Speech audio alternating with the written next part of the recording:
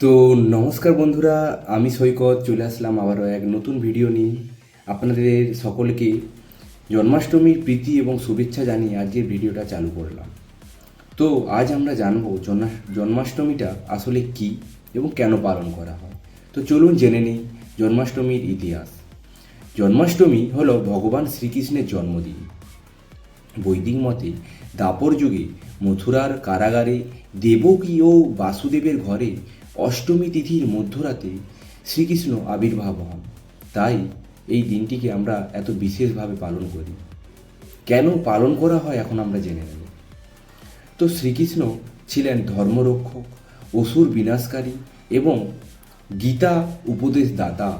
তাই ভক্তরা এই দিনটিকে ভগবানের আবির্ভাব তিথি হিসাবে পালন করেন, পূজা করেন এবং ভক্তি সঙ্গীতে হিসাবে নিজেদের মধ্যে উদযাপন করেন।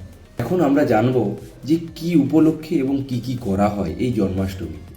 মন্দিরে শোভাযাত্রা, কীর্তন, ভগবান শ্রীকৃষ্ণের নাম কীর্তন, ভাগবত গীতার পাঠ, অনেক জায়গায় দই হান্ডি উৎসব হয়, যেখানে শ্রীকৃষ্ণের শৈশবলীলা স্মরণ করা হয় এবং আরও অন্যান্য অনুষ্ঠানের মাধ্যমে বাঙালিরা শ্রীকৃষ্ণের এই দিনটিকে পালন করে।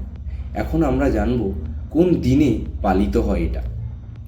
হিন্দু ক্যালেন্ডার অনুযায়ী ভাদ্র মাসের কৃষ্ণপক্ষের অষ্টমী তিথি এবং রোহিণী নক্ষত্রের এই উৎসবটি পালন করা হয়। গ্রেগরিয়ান ক্যালেন্ডারে সাধারণত আগস্ট বা সেপ্টেম্বর মাসে জন্মাষ্টমীটি পালন করা হয়। জানব এই দিনটির অ্যাকচুয়ালি গুরুত্বটা কী। জন্মাষ্টমী আমাদের শেখায় ন্যায় প্রতিষ্ঠা, অধৈর্য বিনাশ এবং ভক্তির মাধ্যমে ঈশ্বরকে পাওয়া। ভগবান শ্রীকৃষ্ণের শিক্ষা আজও মানব জীবনে সমান এবং প্রাসঙ্গিক। তাই এই দিনটির গুরুত্ব আগেও যেমন ছিল আজও তার সমান মাহাত্ম্য পায়। তাই জন্মাষ্টমী শুধুমাত্র উৎসব নয়, বরং জীবনের একটি দিশাও। এই হচ্ছে জন্মাষ্টমী সম্পর্কে আমার ছোট্ট একটি বক্তব্য। ভিডিওটা ভালো লেগে থাকে বন্ধুদের মধ্যে অবশ্যই শেয়ার করুন আপকামিং এই ধরনের নতুন নতুন ভিডিও পাওয়ার জন্য। তো আজ এতটাই। আপনারা সুখে থাকুন, সাবধানে থাকুন। জন্মাষ্টমীর প্রণাম নেবেন আমার। সাবস্ক্রাইব করুন আমাকে ইউটিউবে ডক্টর সৈকত বিটি ডেইলি নামে।